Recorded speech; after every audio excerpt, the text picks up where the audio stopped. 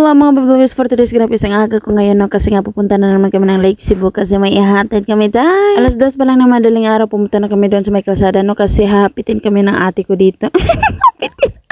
Inati na din ako ng aking banabiwas doon no, sa may kalsada at hintay namin ng ate mini.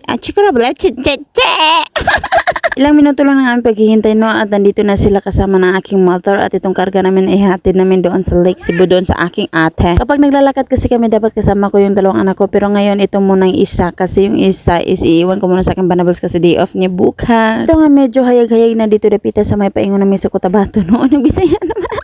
Buti na lang at medyo hayag na dito papunta namin dito sa Cotabato no at medyo maulan-ulan talaga at maambon-ambon kaya ito tumataligsik dito sa aming windows. Undas pa talaga itong pagpunta namin no kaya hindi ko alam na pupunta pala kami at tinextan lang ako na pupunta kami bukas kaya ito ready to go na itaon dahil. Salamat na lang talaga sa bunamin no at nakapaghalwa ako no na hindi ako magsuka-suka dito aday kasi kung wala day ay just ko day wala palang ko kakuanday no wala nagsuka na si Inday. Yes ilang balik ko na dito sa Lake Cebu no pero grabe apakaganda pa rin na pero dito hindi pa kami nakadating no malayo pa kami dito day. Hindi naman ako nainip day kasi may driver naman kami dito ito yung ate ko at ito tulog na kami dito no kasi nga oh my goodness day puyat kayo day. Thank you naman at sinama kami ng ate ko dito no kasi nga pag uwi niya wala na siyang kasama kasi maiiwan doon sa mother doon sa kanilang bahay. Makikita niyo naman na para akong aswang dyan kasi nga wala ako sa mood dahil alam mo na pag dagat-dagatan ka gakagwar lagi ka doon ang dapita mo ka o gakangag. Pagpunta natin dito abay makikita natin na maganda talaga ang view dito basta sa Bukid-Subuga. Kaganda nga ng tanawin dito kasi nga napakamaraming bukid at alam mo na natural talaga ang pagiging maganda dito basta dito ka sa may probinsya ng Cotabato. Hindi naman pwede hindi kami sumama kasi nga si ate walang kasama doon. Palabas at nakita namin dito. Uy, apakaganda talaga ng isulan. May event ata sila kaya mukhang maganda-ganda talaga dito kasi naka-design. Kaya gusto namin sana huminto kaso hindi, nagdali-dali yung ate ko. Patuloy lang naman kami sa aming biyahe papunta ng Lake Cebu. Hindi pa kasi kami nakarating kasi ilang oras pa bago kami makarating doon. Kaya ito, binibidyoan ko muna ang tanawin sa bukid. Hindi ko talaga maintindihan bakit ako nagsusuka pa magbiyahe kami no kasi ewan ko talaga bakit ako ganito yung anak ko. Hindi naman. Ako lang talaga ay ambot. Gusto ko nga sana isama yung aking banabiwas pati yung anak ko pero kaso hindi pwede kasi nga mag-iihaw sila doon sa aking ogangan ng ewan ko hindi ko alam basta yun mag-iihaw. Hindi naman pwede natin no na hindi dalhin itong mosquito kasi day life ko to day. Kung wala ito wala ako day. Gahangag lang ko day no pero okay lang ni day. Makayaram na smile ni ate day. Ito nga hindi ako nakapagtiis sabay kumain ako kasi nga gutom na ako tay kahit nga yung bread day itinunga ko na lang sa aking bata day kasi gutom na ako nanghingi na ako day. Hindi talaga ako maingit sa mga sasakyan day no kahit ano pa mag-drive ako dito hindi talaga ako maingit day kasi hindi ko talaga gusto day kasi nga magsusuka ako day. Kaya ako day kung bibili lang naman ako ng sasakyan day mas gusto ko pa yung motor day big bike kaya ano ba dyan day kasi magta-travel ako around the world mag big bike na lang ako day kaysa magsakyan ako day. Ay ko pinugong dari asa akong sinuka. So yun ang mga babalabs no happy naman ito sa balay sa akong ate no magulat na lang magpila kami no tukaban ako akong driver.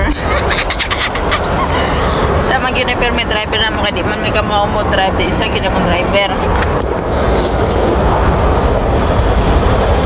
I-hired na ko na yung company siya og ano nang no isa kadlaw lang ko nga renta na yung drivera na Kaba naman si Mudraw ako isa kana. So bye-bye kita kids sa Lake Cebu.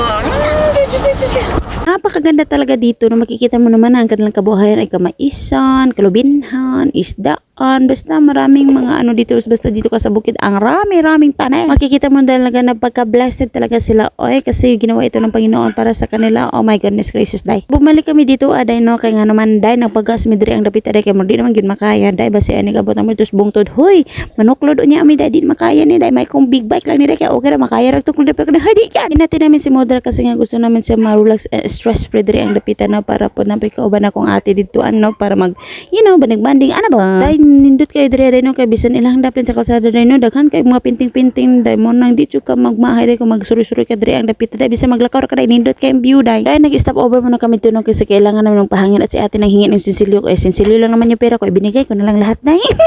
Hanginan pala ni ate yung kanyang lagay dito aday no kay basi mura talaga kulang ng hangin dai kaya pina-check na lang niya yung 4 na gulong dai okay lang yun dai. At ang lapitan namin sa bahay nila ate at makikita nyo ang dami-daming tanin dito sa kabukiran day ikaw na lang talaga manigamot day no para makaka-online ka diri aday. Thank you Lord no. At nakadating din kami dito ng safety, you know, ganyan ba. Ito yung karga namin dito sa likod at pinaparking na namin si ate no kasi nga baking siya kasi kung may darating hindi makaage. At syempre makikita mo talaga ang ngiti ng iyong kapatid dito na dumating kayo dito. Ang saya-saya niya te. At nakita din namin yung anak niya at matamlay pa te. Kasi nga galing siya sa kasakitan Basta nagsakit siya dayon niya pagkahaman day pagkatan mo day wala siya sa mood day wasa ganay sa kong naong. Hindi ko nga alam day na bukas pala kami uuwi day hindi ako nakapag-prepare isang pares lang ng damit yung dinala ko day pati sa anak ko day pero hindi ako nakatiis day kumain na lang ako day no kasi gutom na inyong Banabels. Ate ko lumang lingi sa gawas day kabasi baka chinismis na ako dyan ng mga silingan day nila no charot lang. Nihikop na pagkapi day kay kabuhi mo ko day sige na to bye bye.